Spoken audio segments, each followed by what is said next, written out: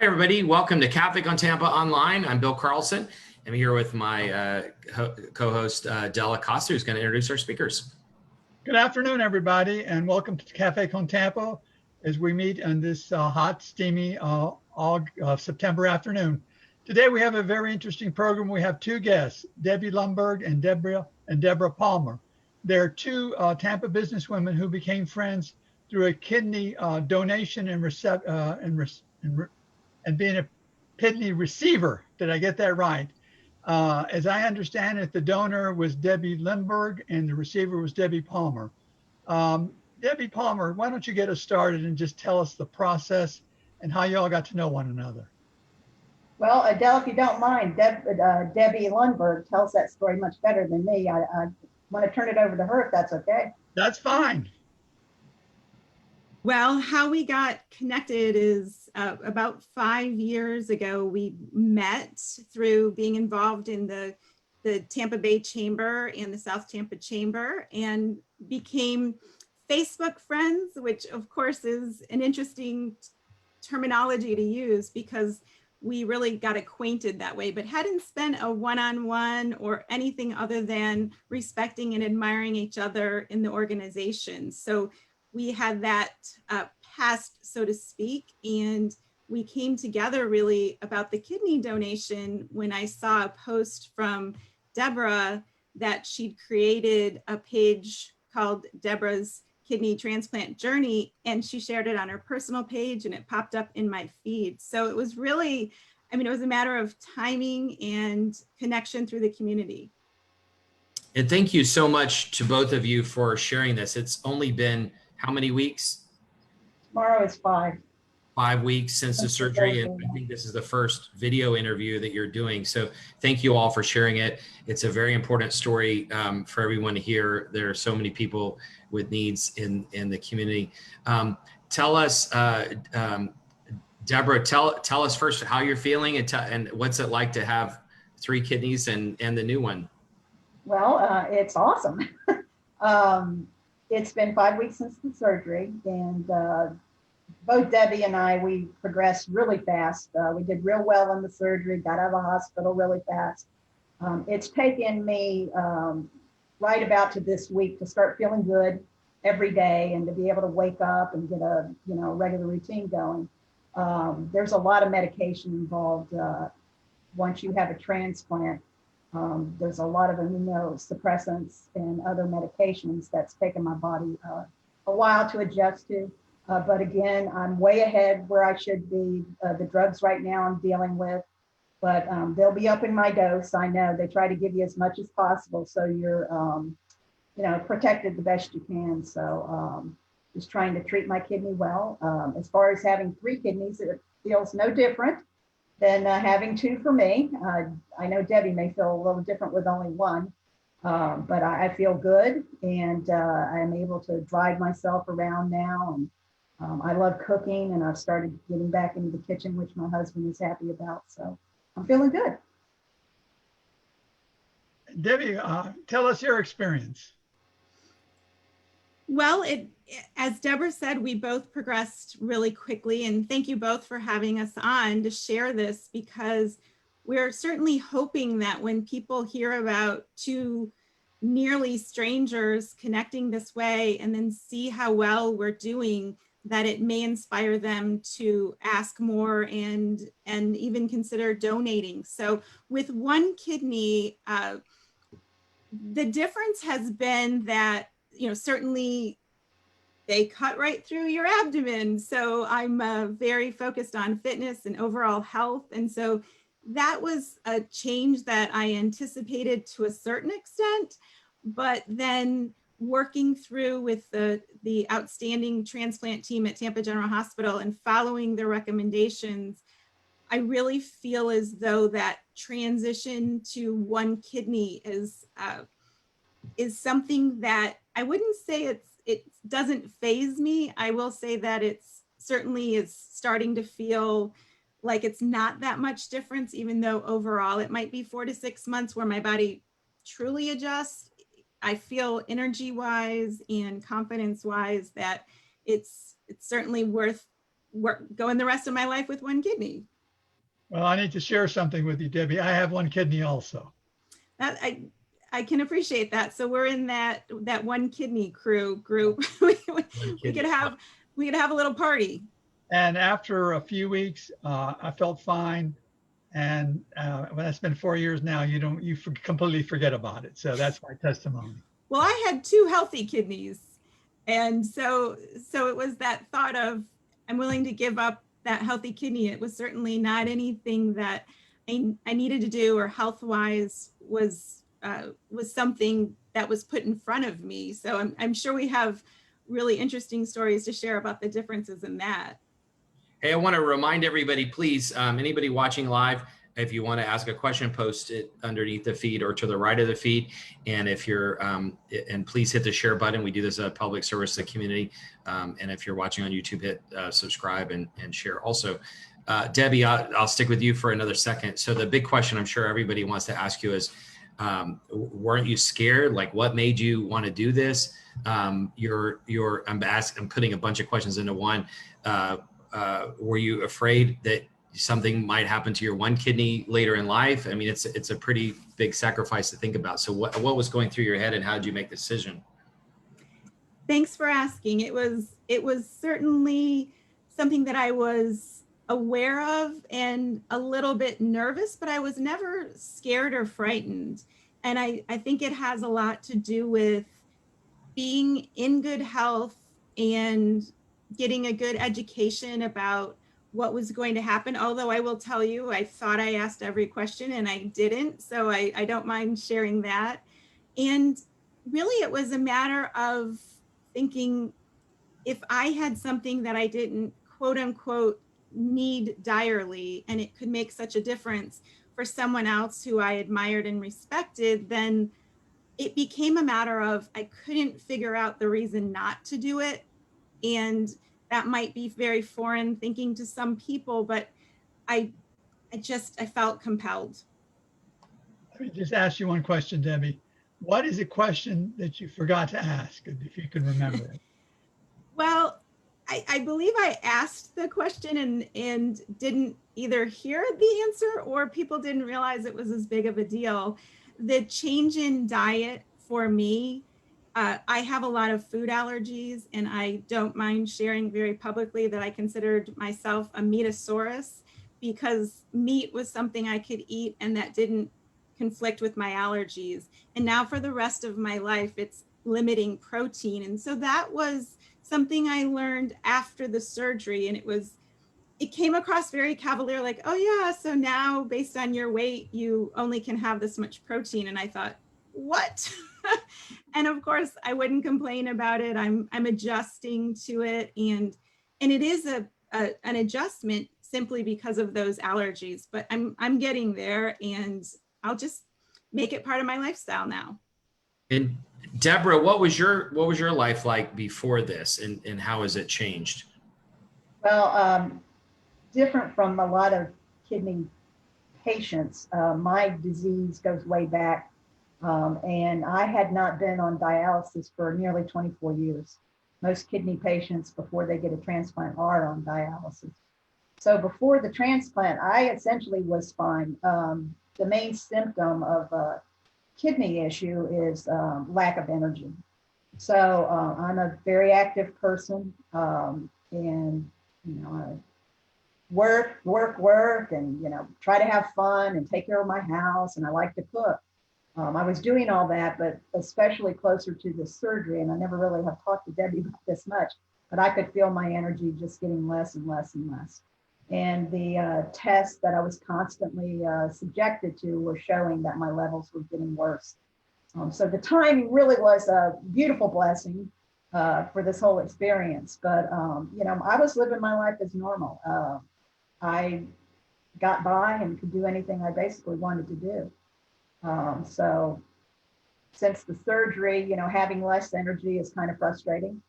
I bought myself a transplant gift of a bicycle that I'm really itching to get on.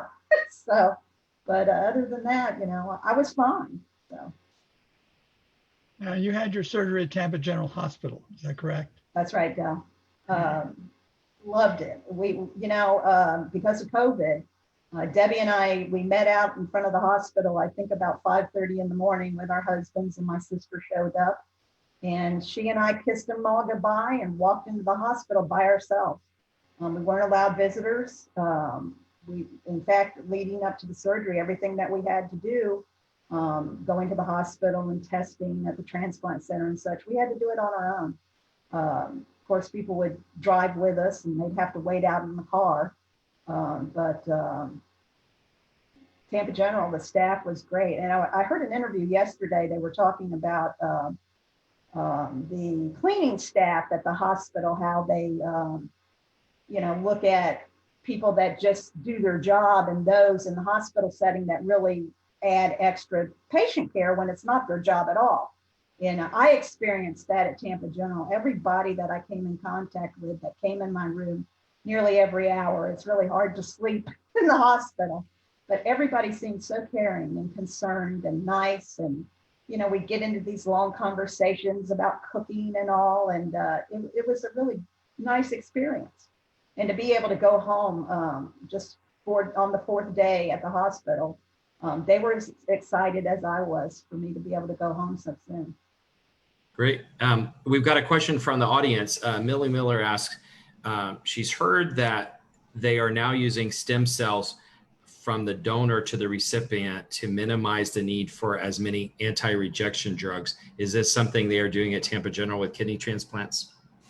It's not something that I know of, and I'm pretty sure they would have shared that. So maybe it's in certain cases, but I'm not familiar with it. I'm not familiar with that either, but I do want to mention something that I learned yesterday.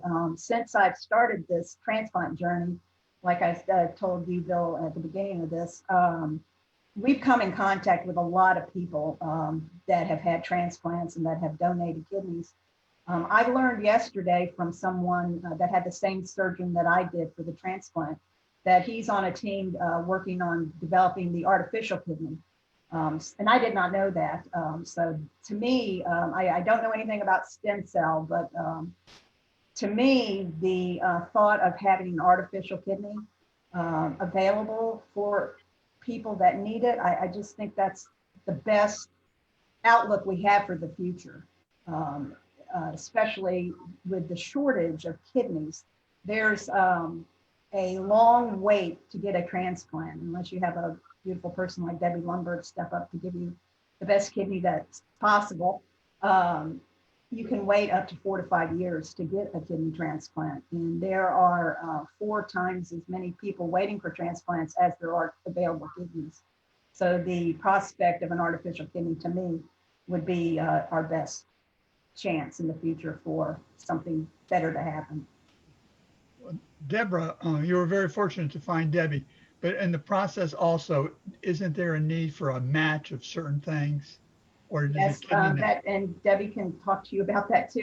That's something that I think that she was a little surprised about, is it does start with a blood type match, but there's tissue typing, tissue matches. The donor has to be relatively healthy.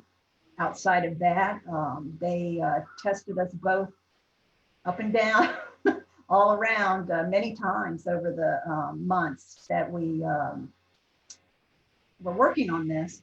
And then COVID hit, and that kind of just stopped everything. There was no testing, nothing.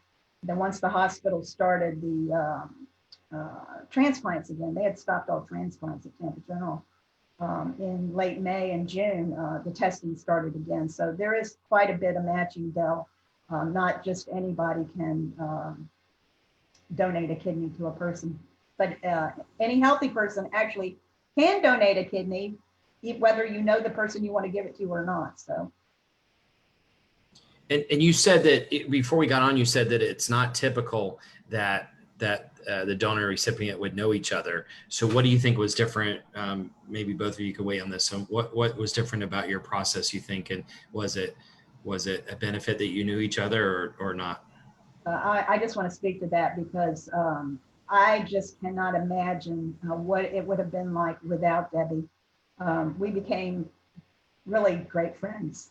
We talked often. We didn't get to see each other because of COVID. But it certainly was a blessing for me to be able to have such a good friend, to provide positive support, and somebody that I could talk to. But yeah, it's not typical for people to be this close unless they're a family member. And in fact, they discourage this kind of connection in the beginning because something could go wrong. You know, the donor could step out, you know, and say, I really can't do this. So we were unusual in that sense. And there were times that we were cautioned about this relationship, but Debbie and I both are strong-willed and we knew what we were doing. Now, since surgery, because of COVID-19, have you all been able to meet face to face? We saw each other just very, very briefly from a distance. And I asked my husband to drive me over just so we could see each other. And, you know, we were masked and at a distance. So we haven't even gotten to hug or really connect. And we're looking forward to it because it's one thing to text and to talk on the phone a little bit when you don't have a lot of energy. So people see us and they say, wow, you're doing great. And we are, but then we take a nap or we sleep for a long time. And that's all part of the process, but we haven't been able to spend any time together. And I think that first time we get to connect, I mean, this is really the first time we're seeing each other dressed and happy and red. I mean, we were clothed, don't get me wrong, but I mean, in our business clothes. So we haven't. And as Debra said, COVID really impacted that because when I went through the testing, I mean, the expectation was an entire week at Tampa General Hospital, and that was surprising. And to do that completely by myself and just to take all the notes and hope that I got it right was concerning. And to Debra's point, it was good that Tampa General Hospital is such a wonderful resource in our community that they were available to answer those questions. So when we get together, we will be certainly sharing a photo. Hey, there's another question from the audience. Bill Yanger asks to both of you, is there a local support group you'd each recommend that we can support that has helped the two of you before and after the transplant experience? Well, outside of Facebook groups that we've joined, I am not aware of any yet. I'm sure there are some. And going back to your question about COVID, for me, because of the immunosuppressive drugs, this is exactly, regardless of COVID, what I'm doing right now, staying home, avoiding people, wearing masks, this is exactly what I was supposed to do anyways. So yes, I'm concerned about COVID, but really because my immune system has been suppressed, that's more the reason why I'm avoiding people at this time. I have things that I have to do, like with food in particular. You know, I have to avoid all kinds of bacteria. So there are some limitations on what I can do as far as, you know, I can't have any raw foods, and I'm really going to miss raw oysters because New Orleans is my place. But, you know, other than that, I'm sure we'll find some in the future. But well, I do want to suggest, too, since I'm here, Debbie, I didn't mean to step on you there, that, like I said earlier, you know, anybody and everyone should register to donate their organs and tissues, kidney, whatever.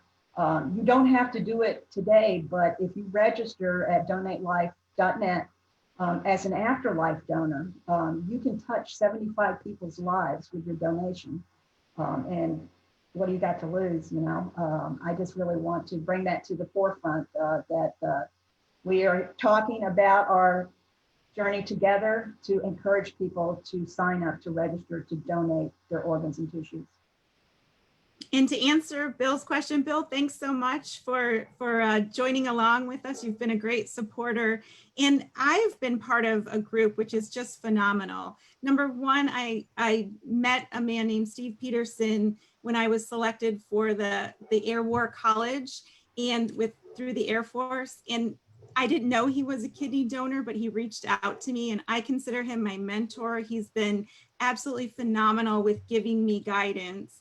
And then I was invited to a kidney donor athlete group, which is for people who were athletes prior to donation. So it's a woman started it, it's worldwide. There are only about 170 of us though, because she certainly wants it to be people who are already established in an athletic mindset, and we encourage each other. So I've found that has been outstanding and really fun to watch people accomplish so many things with their one kidney. So I've had a different experience on that side, and similar to Debra, you see we're both wearing a pin, and mine says I'm a living donor, and Debra says that she's a recipient. So there are so many opportunities for, like Debra said, donating after you pass, certainly, but also communicate that with your family if you do that, because the time frame is really important and you don't want confusion.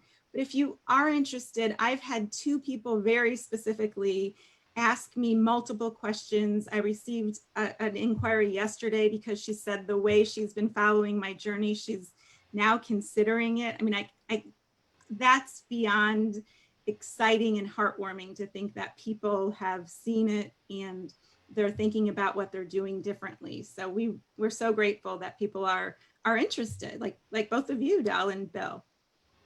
Debbie, let me ask you, being that you were the donor, has your activities been limited because of COVID-19, not the recovery of the surgery, but being exposed to people? How has that been limited? Absolutely. So pre-COVID, I typically traveled outside of Florida many days a month, and I love it. I love my clients. I'm really grateful. So that was stifled by being grounded, absolutely. But with planning for the procedure, I quarantined extensively. I went 2 places, really, and I think people probably thought, well, that's interesting. Debbie's so social and she's really been out of the picture. But I chose to because I was concerned if I were to get COVID, then likely Debra would not get the kidney because it impacts organs so much. So yes, I was completely impacted by that. And I was impacted a little bit more after because they took my right kidney. And I'm so short that if I moved a seat to try to drive like last week, it really put a lot of pressure. But now I'm driving short distances and just being very careful because I feel good for spurts of time. I forget that I'm still compromised. So yeah, COVID has been part of it. And all along, when we thought that this would work out, we were thinking in our minds that the end of the year would be best. But when COVID kept shutting everything down and keeping us that way, it almost played better to do it now and then recover now. And especially for thinking about being available later in the year when hopefully things open up. So COVID was part of it. Absolutely. One thing I want to mention again to anybody who's watching, please hit the share button. We do this as a service to share information with people. And I also want to mention that unlike a lot of community donations that people do, Debbie and Debra didn't ask us to do this today. We asked them and they agreed. Debbie, along those lines, I wanted to ask you, there are people who, many people in the world who give to the community, give to nonprofits, but they post lots of pictures in it, and sometimes you can't tell whether it's authentic or not. You are somebody I know who has very authentically given to the community in lots of different ways. You mentioned some of the nonprofits, but I've known you through your help with McDill or the Chamber, Tampa Chamber, South Tampa Chamber, and others. But you really get involved in lots of things in the community, and you're always kind of paying it forward, contributing to the community, and you don't always seek exposure or publicity for it, which I think is the best way even of donating. But in this case, you actually gave literally a part of yourself. What's next? Where do you go from here? And the more important question is, how did you develop such a selfless kind of pay it forward mindset? Well, Bill, you might think this is strange, but the other day I was walking and I thought, you know what? I could have asked them if they wanted to take a portion of my liver because they could have done that while they were in. And I thought, I wonder if they ever do that. But So I feel like I appreciate your comments, and really Michael, my husband, who I know you know, he and I feel like when we're part of this community, and everybody's been very welcoming. We're not from here, and yet we love Tampa Bay. So being involved is something that just really connects us. And I'd say to people that, and some of you have heard me say this at the famous Bob Clark lunch, that I say, if you like it, Tampa's such a wonderful, welcoming place. Get involved and then do what you say you're going to do. And then if you don't, just kindly leave, because we're very welcoming. And giving a part of my body or my being, I felt like it was perhaps not as much selfless, but self-aware. And I don't mean that to be contradictory in the words, but if you're aware that you can do something, perhaps it's money sometimes, perhaps it's time, but in this case, having an organ that I'm not saying I didn't need, but like I mentioned earlier, it wasn't dire. I felt like if I'm aware of this and I've asked the questions and it's not going to compromise my health that much, then it seemed like something that I could contribute. And I encourage everybody to think about, can we make a contribution? Because no matter how small, like even if it's one person, Debra does great things with her life. And then if we get these opportunities like the two of you invited us, somebody else might do something. And so I just firmly believe that when we make an action and a commitment, that we don't know what it's going to do. And even as a result of this, and I haven't even gotten to tell Debra this, but Tampa General Hospital asked me if I would join a panel in October just to share experiences, because I've so recently come through it and have had success. And I said, absolutely. So I think that it continues to go, and we don't know that one person who might decide to give partial liver or donate after they pass, and it makes that difference. So I feel like it developed with just seeing it and believing it, and then the support certainly of my husband and other family and friends. Thank you, Del. We could talk forever, but Del, final question. Well, actually, I don't have a question, more of a comment. When we start meeting in person again, I think the two of you all need to come, even if only in the audience, to receive your Café con Tampa cups and just give a brief 3-minute statement on how you're doing whenever we meet. It'll probably be 2021. But I think it's a testimony, and also a testimony. You both mentioned Tampa General Hospital. It's a tremendous resource that we have in this community, and their organ transplant center. Could you all, you talked about how you met through the chambers and other groups, but you didn't talk about your businesses, and just in your closing remarks, whatever you'd like to say, could you just tell us what your business is, maybe what your website is, and then if you have some donor or nonprofit website that you would suggest people go to for more information on donations, please let us know. I'll start. My business is Palmer Home and Business Inventory Professionals. And what I do with that business, which I haven't done since COVID, is I document contents of people's homes and businesses for insurance purposes, all kinds of reasons why. And I also appraise contents for insurance, again, and legal matters. But since COVID, and especially now with the transplant, I haven't been invited into people's homes much. And not that I really want to go, but just kind of wait until I get back on my feet and figure out where I'm going to go with the business. There hasn't been a lot of calls for home inventories right now, but I do like to encourage people to do their own inventory because it is important, especially during hurricane season. And I, once again, just want to highlight the donatelife.net website. Go there. There's plenty of information. Tampa General Hospital's transplant page has plenty of information about kidney, liver, and pancreas transplant. But there's a lot of information out there. And I agree with Debra, and thanks for asking. I'm a performance coach, so I get to work with organizations and individuals to figure out how can you be at your best, because it matters personally and professionally. So anybody can find me at Debbie Lundberg pretty much everywhere, and debbielundberg.com. And as a final comment, thank you to both of you, and thanks for all the support. I mean, our community, strangers, friends, acquaintances, they've really been part of the success, I believe, in how we're recovering so well. And if you're looking to feel good, just look at what some people do for someone who they don't know us that well, and they'll send us well wishes, and it's very kind. Thank you so much to both of you for being an inspiration for us, and also for coming on so soon. I'm sure you'll be talking to lots of different places. For anybody who is watching just the end, please hit share so everyone can see this, and make sure we share all the websites about how to donate. And you have two great people to ask for information. Debbie, I think you have a new speech now, like the power of positive networking, that, the benefits of networking now. But anyway. Yeah, absolutely. I mean, Debra might want to talk more about the benefits of it, but I could certainly chime in on that. And it's been a journey, and it's what we call the Share Your Spare journey. And we're what we call Kidney Cousins now, and people call us the two Debs. And we'll take all of it, because if people are interested, it means they might decide to do something with it. Yeah. All right. Well, thank you both so much, and hope to see you again soon. Take care. Thanks. Thank you. Thank you, Bill. Thank you, Del.